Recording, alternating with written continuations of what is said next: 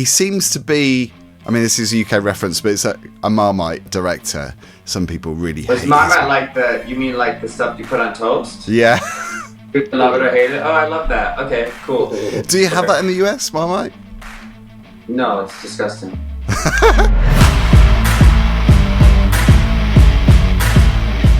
So welcome back to Boys on Film. Today we're discussing Trap, which is an American psychological thriller film written and directed and produced by M. Night Shyamalan. We're joined today by a very special guest, singer, songwriter and actor Tom Goss. How are you, Tom? Hey, I'm doing great. I'm happy to be here. Are you really, though? Yes! Yeah, I mean, I'm not happy that I saw the movie, but I'm happy that I'm here, and I'm happy that I got to see the movie with Raj. So there's a lot of things to still focus on positive for. We will hear more later. I'm very excited to hear what you think of this movie. Now, I haven't actually seen this film, so I'm going to leave it to you guys. So this is the follow-up to Knock at the Cabin, which is another film I haven't seen, even though it came out, I think it was last year. He's churning them out, M. Night. He does like one a year, I feel like. He does one every year. So this stars Josh Hartnett, Ariel, Donoghue, Saleka Night Shyamalan, who is M. Night's daughter, who plays a pop star in this. Do you want to tell us about the story? It follows a serial killer who I think we might guess who that is, maybe? Well, it's not a big secret who the serial killer is. It kind of gives it away in the trailer, actually. But yeah, it does. So imagine a horror movie set in a, pop concert, Lady Gaga style. That's what it is. But it's actually a trap, and the killer is stuck in the pop concert with his Lady Raven loving daughter. Yeah, he's trying to get out of the trap like a mouse. And everything that follows is just one big roller coaster ride. Now, Tom, you're probably one of the best guests to ask about this film because you're a singer yourself, singer-songwriter and an actor. Oh, yeah, I thought that the music stuff was fun. I thought that the costumes were fun. I thought, I would have preferred just to watch the concert and forget about the rest of the very convoluted plot. But yeah, the music was, honestly, M. Night Shyamalan's daughter, what's her name? Saleka? She is beautiful. Like, hard to stop staring at her face beautiful. Like, literally has the most stunning eyes that you could get lost in forever. Yeah. So I'm guessing she wrote and recorded these songs as an album, because I'm guessing there's like 14 songs or something which they've used obviously in the movie. So that must be a job in itself, because obviously if you're producing an album, I mean, Tom, you know what it's like. You know it's definitely hard work. I mean, it's fun work, I'm guessing, but hard work to actually produce an album's worth of material. Yeah, I mean, honestly, I think it's brilliant. It was Childish Gambino's doing it with this short right now. He also did it with Swarm a couple years ago.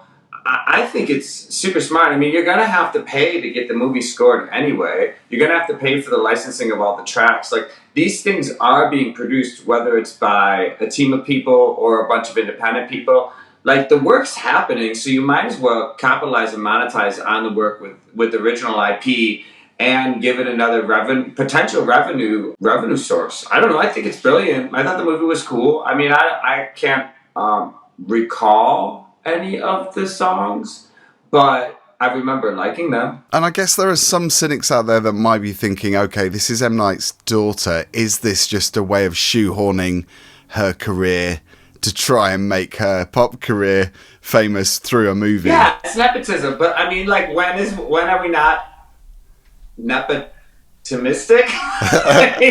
I don't know. Like, we're always, we can't just like be screaming about nepotism now that we're 8,000 years into the nepotism train. It's like, okay, like, fine. I don't have any problem. I don't have any problem with it, especially when it comes to like people of color, for sure. Nepotism, the shit out of that. That's the way I feel. If somebody makes it and other people are talented, like, bring everybody up. That's how I feel. A couple interesting points, too, that could underscore this. So, M. Night's other daughter just made her directorial debut with The Watchers, which was out in cinemas like a month ago. And so, helping out his daughter in the arts, I guess, like he's helping out Saleka as well. And both films were funded by M. Night Shyamalan himself. So he put up his own money for production and distribution. So I guess, if you want to spend your money wisely, why not invest it in your children and, your art? His films in the past have been kind of hit and miss. There are some films that everybody raves about. There are some that people really dislike. He seems to be, this is a UK reference, but it's a Marmite director. Some people really hate it. Is Marmite you mean like the stuff you put on toast? Yeah. Love it or hate it? Oh, I love that. Okay, cool. Do you have that in the US, Marmite? No, it's disgusting. A lot of people say that. See, I love it. But here's the thing about being in the UK, like, you have originated so much disgusting food. Like, Marmite's probably the best thing that you've ever created on your own. That's what I feel. Okay. Maybe we could do a separate video on that disgusting UK food alone. No, I'm just kidding. So let's talk about the tension then. Was there any tension? Was it suspenseful? Totally.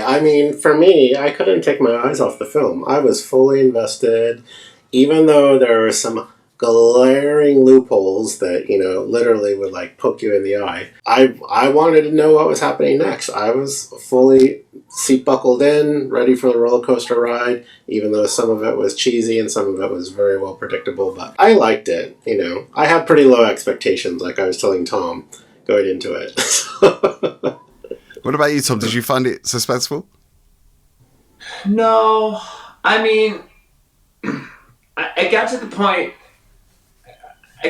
where I was just laughing a lot. Like, I was really trying my hardest not to laugh at these things that were supposed to be suspenseful because they were so, for me, unbelievable. And I have a problem when it comes to movies, like suspending disbelief. It's not a strong suit of mine.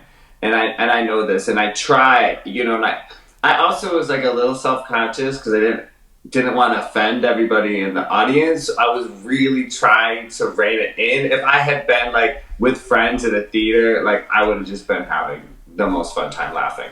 Ultimately, I was trying to be respectful. I didn't find it particularly suspenseful as much as I just found it unbelievable. And the way there's, M. Night Shyamalan's, and I've really enjoyed a lot of his films. And again, I feel like he's missed on a lot of his films. At the end of the day, I feel like if you made a film, bravo, it's so hard. So I don't mean to be naysayer, just a person, especially M. Night Shyamalan, is way smarter than me, so it's fine. I just found it exhausting, and the way that he uses twists and turns and surprises to shock the viewer, it just seems like in this he just changed the story. It wasn't surprising. It's just oh, he got away again in a completely improbable way because there's a secret this over here. It's well, that's dumb. It's like being being in a James Bond movie and James Bond is trapped and then all of a sudden he disappears and you're like, well, how did he get out? And you're like, oh, well, didn't you know that James Bond also has magic powder that makes him teleport to every place in the world? And you're like, and every scene he disappears from, he's got just some sort of magic thing that makes him disappear that they only explain to you after he's disappeared. It's just oh my God, give me a break. The killers always get away. They always get away. The thing about serial killers, right? And look, I do a lot of true crime. So it's also serial killers in movies are so smart and magical. And the thing about it is he's just a human being, right? So the things that he's ultimately doing, especially towards the end, it's just no, he's just a human being. So I don't know. I'll stop. Well, I watched the trailer, I have to say, and I thought that was cheesy, the trailer in itself. I haven't seen the movie, so I can't judge on that. But yeah, it's just that whole thing of a chap in a concert venue, which for me, just straight away, I just think, okay, that's ridiculous, right? Yeah, can I yell about this? And this is the thing that in retrospect drives me the most crazy. I have to do this without giving away spoilers. I think it's really hard. So the trap wasn't set by the police initially. It was set by somebody else in the film, which is the final twist, right? This somebody else in the film had discovered his identity, right? And instead of talking to the police or making a phone call or doing something like a normal human being, they put 20,000 people at risk of being murdered for no apparent reason. Like, it was just like, this was this person's way to get the police to discover who it is to put the most dangerous criminal on earth in close proximity to 20,000 people and completely trap them in there so that they were a caged dog. Like, it's like, as much as I dislike the serial killer, I disliked this other person a lot more by the end of the film. Because I was like, what kind of responsible human being is this? Obviously, this isn't like, yeah, whatever, I'll stop again. There are definite loopholes in the movie that you're just like, oh, that's so wrong, it's right. But come on, Josh Hartnett was brilliant. He was he played that role very well, given what he was given.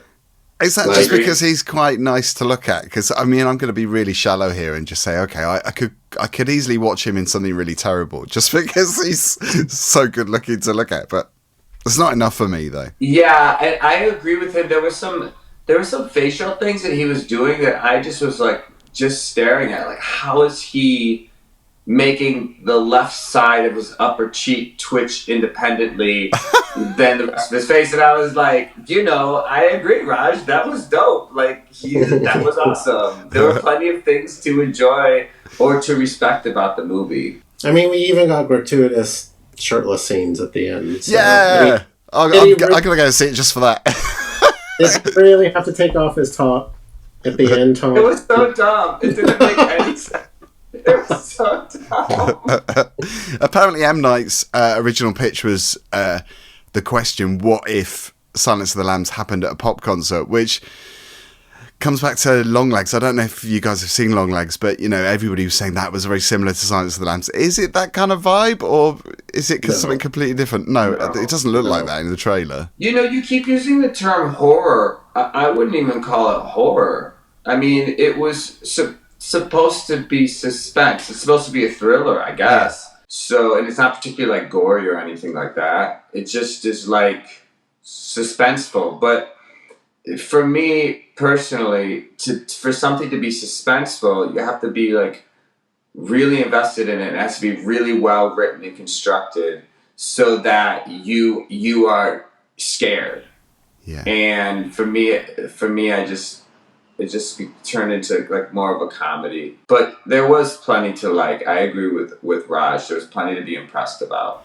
Yeah, because you have to feel for the characters, don't you? You have to believe in them and what they're doing to a certain extent to get that fear exactly. thing. Yeah, to care.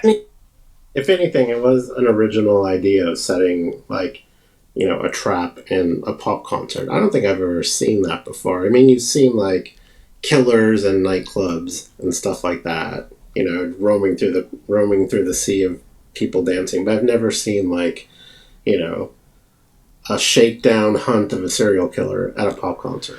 And I guess that can be quite triggering. I mean, I know it's not the same thing, but obviously bad shit has happened at gigs.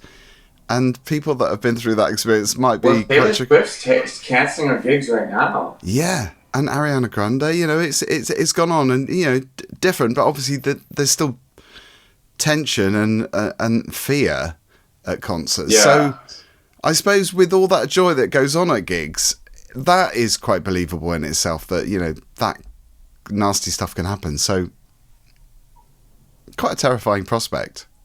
I think the nastiest thing that did happen is, didn't he push some woman down the stairs to cause a diversion? Yeah, he was always causing distractions. And then, the fryer was the meanest thing that he did. Oh, yeah. Yeah. But the thing about it that was kind of gory. That was kind of gory. But you didn't see it. You just imagined it, You felt it up the grease all over your face. I think it would be interesting to have a serial killer at a show. But, yeah, I don't know. Maybe it was because he's with his daughter and he's trying to be nice the whole time, and I don't know. There was so much about it. It was like this apparently a 5-hour concert in the middle of the day, which didn't make any sense to me. And so when the concert was over, it was like noon. They were let's go to lunch. They didn't say that. There was a line at the beginning that explained that, so that's why you missed it. It's like, it was so like very easily to be missed, but yeah, it's a concert in the middle of the day. Well, who doesn't? Explains it doesn't mean it makes sense. Yeah, well, the line was like, oh, she sold out her show, so she added an extra one during the day. Well, then, if that's the case, why did she leave at night? I mean, I'm not good to hang out. You know what I mean? Yeah. Like, if she had another show that night, like, and it doesn't make sense. It just didn't. The whole premise didn't make sense. Why is she casually popping over to the killer's house too if she has another show that night? That's what I'm saying. But I'm trying to say it in a way that doesn't give away what happened in the film. Yeah. You know, so even if we're going to accept that excuse is why there's a 4-hour concert in the middle of the day that for some reason has 18 breaks that people can just go do whatever they want to during, then it doesn't explain the thing that happened in the evening. Like, none of it. It's fine. I was gonna ask you about the concert thing, because sometimes gigs, you know, that are represented in a movie, they can feel really clunky and a bit naff. And was this believable that you were actually at that venue and it was a massive? Because I mean, that was a big venue. Did it look kind of CGI or was it all real? No, it was a real concert. Like, yeah. I mean, obviously the crowd was brought in and they had a few people that were acting as part of the audience, but that was a real concert. Like, she recorded the album first, and I think I saw in an interview they said that she actually performed the whole concert first and they kind of filmed it. So it's interesting. Yeah, I thought the concert was cool. I thought that was cool. Surprise appearance. It was believable. Surprise appearance by Kid Cudi, you know? Oh yeah. There was cameo. Oh, is that the rapper guy? Yeah, who went like this with his hair at the end. Yeah. And Hayley Mills. Hayley Mills is in it as well. She's like a big star in the UK from way back, like, I don't know, the 50s maybe. And she stars as Dr. Josephine Grant, who's leading the FBI investigation. I don't know how big her role was, but she's a big star here in the UK. He was kind of creepy. I think that's why they made the comparison to Silence of the Lambs. So she's a little, like, knows everything about serial killers and is orchestrating the whole, like, capture process. Yeah. It just so happens to always be standing 4 feet away from him, but with her back turned. You know, it's like so stupid. So star rating, guys. We're marking out 5 stars. So what's it going to be? Tom, over to you first. Well, I mean, look, don't go see it, please. But also, you know, I am an artist, and I exist in a world where people trash my art all the time, and I never want to be that person. So I will say, like, again, the things that I liked were the concert stuff was cool, the music was cool, Josh Hartnett's acting was cool. Like, everybody did the best with what they've got, so I'll give it a 2. Okay, Raj. That's exactly what I thought you would give it, Tom. I'm giving it a 3. I didn't have that big of a problem. I can suspend my disbelief for a little bit. But I think the most entertaining thing about the movie was Tom and I's discussion after the movie about everything wrong with it. So, well, judging by your verdicts, I don't know whether it's going to be a film that I'm going to rush to see. Yeah, it's not sold, I'm afraid. Not for me. I think it's one of these things where, like, don't go see it in a theater, but maybe if you're bored and you're running out of things to see and you have an edible on hand, like, take an edible with some friends. Just get the giggles. It'll be a good time. Amazing, Tom. It's so good to have you on the show, on the review. What are you up to? Because you're doing everything at the moment. You recently supported Tiffany as well. Yeah, that was so fun. And in London, it was a show that Raj put together, and he was great enough to let me join the bill. And yeah, we just had so much fun. And I am back in Los Angeles, working on music. I go tour the East Coast in next month, And I'm also working on a couple screenplays, which is fun, and music videos, which is fun. So I'm exhausted. That's the point. How exciting. I was going to ask you where people can find you, but we'll stick all the links in the description of the video below. So, yeah. But where can people find you? Like your website? Oh, yeah. Tom Goss Music is everything. So TomGossMusic.com, or any social media platform is Tom Goss Music. Good to see you, Raj. We'll see you on the next Boys on Film video. And yeah, look after yourselves. Thank you.